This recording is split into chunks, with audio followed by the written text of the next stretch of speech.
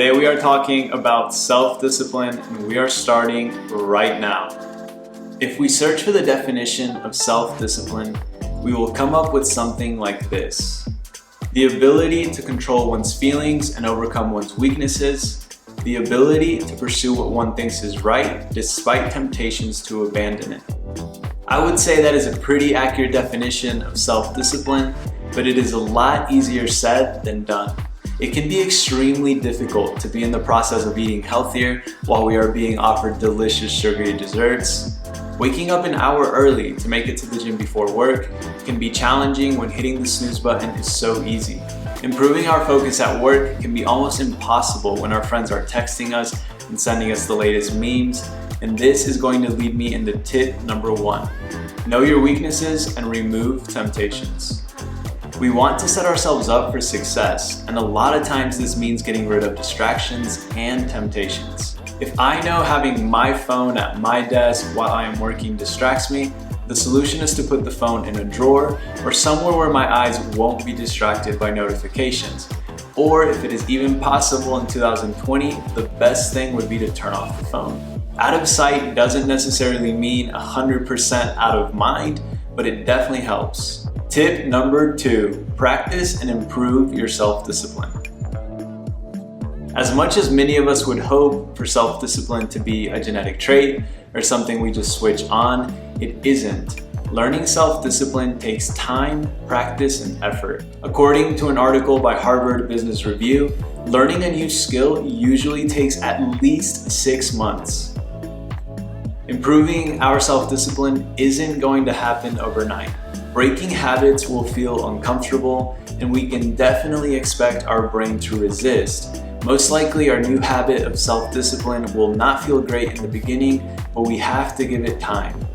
Tip number 3 for improving our self-discipline in 2020 is keep it simple.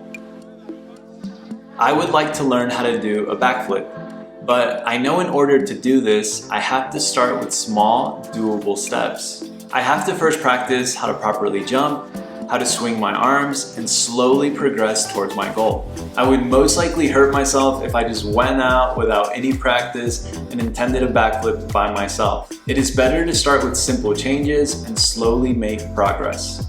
I actually have been practicing my backflip abilities, and I'm getting close. Oh man, this is the almost. Tip number 4, reward yourself for your progress. According to Forbes.com, giving yourself zero wiggle room often results in failures, disappointments, and giving into your old ways. Since we know breaking habits takes time, we can give ourselves something to look forward to. If you are in the process of eating less sugar, allow yourself a delicious dessert every other Sunday.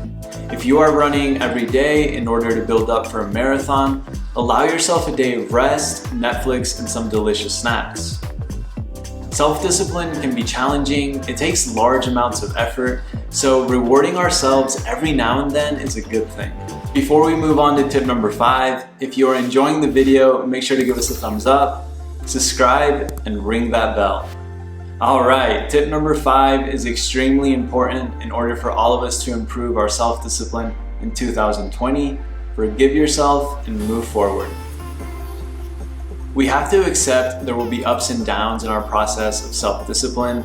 It is completely normal, and when we have a bad day or we miss a goal, we aren't going to throw a pity party or feel guilty.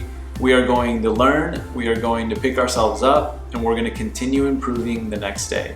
These hiccups and disappointments will, in the end, make us stronger and more experienced in handling adversity.